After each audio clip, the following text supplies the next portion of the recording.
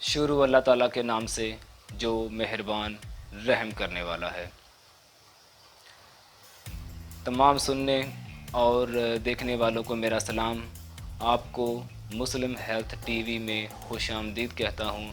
Video پسند آئے تو ویڈیو کو آگے شیئر کرنا نہ بھولیں، اور اگر آپ ہیلتھ سے متعلق مزید ویڈیو دیکھنا پسند کریں تو چینل سبسکرائب کر لیں اور بیل کے آئیکن کو آل پر سلیکٹ کریں تاکہ میری ہر نئی اپلوڈ ہونے والی ویڈیو کا لنک آپ تک پہنچ سکے۔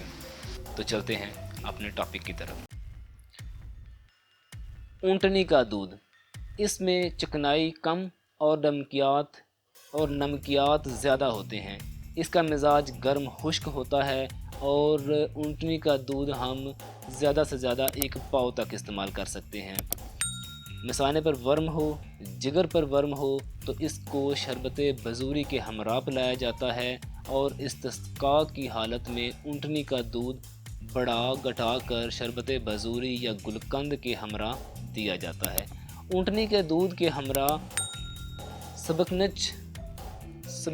سبکنچ 1 گرام پیس کر دینا چاہیے تاکہ معدہ میں دودھ جم نہ جائے۔